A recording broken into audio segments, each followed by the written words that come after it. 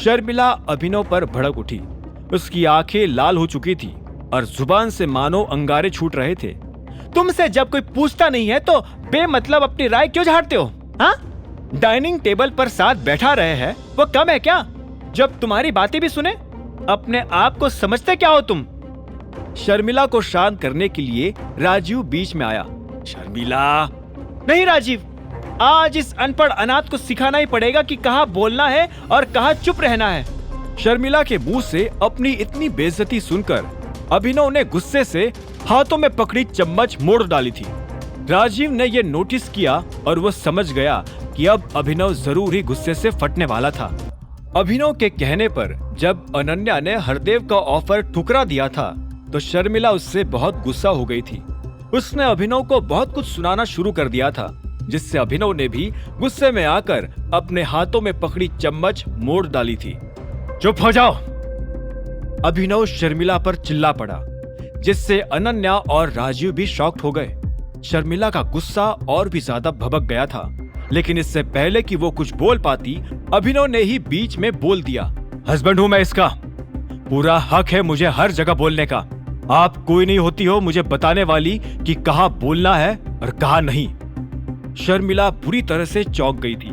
पहले वो अभिनव को फटकारना चाहती थी, लेकिन अब उसकी ऊंची आवाज सुनकर वो अंदर ही अंदर डर भी रही थी।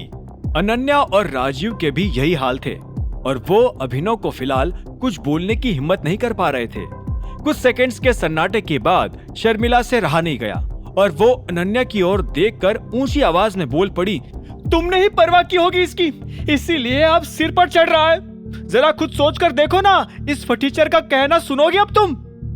मॉम बस करिए, अनन्या खींचते हुए बोल पड़ी। ऑफर रिजेक्ट करना मेरा डिसीजन था। अगर अभिनव मुझे कुछ बता रहा है तो मेरे पास भी पूरा हक है उसे हाँ या ना करने का। आखिर वो भी मुझे कुछ करने के लिए फोर्स नहीं कर सकता। पता नहीं क्या हो गया है इस घर में। शर्मिला बड़बड़ाते हुए टेबल पर से उठकर चली गई। अनन्या भी अपना नाश्ता अधूरा ही छोड़कर बैग उठाकर वहां से जाने लगी।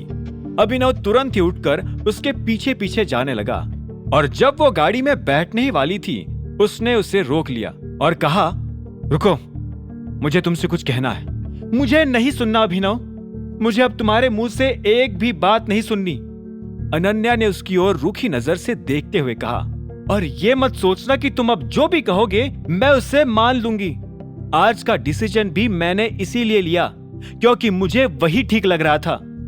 लेकिन अभिनव आगे कुछ बोलता इससे पहले ही अनन्या बीच में बोल पड़ी, लेकिन क्या? ये सारी प्रॉब्लम की जड़ तुम ही हो। तुमने मेरी जिंदगी बर्बाद कर दी उस दिन होटल में आकर। उससे पहले ना सब कुछ ठीक चल रहा था, दादाजी खुश थे मुझसे और जल्द ही रिटायर होने के बाद कंपनी मेरे नाम करने वाले थे। लेकिन अब वो रिटायरमेंट भी लेट लेंगे और इतने समय में वो सनी भी कुछ ना कुछ प्लान बना ही लेगा मुझसे कंपनी छीनने के लिए।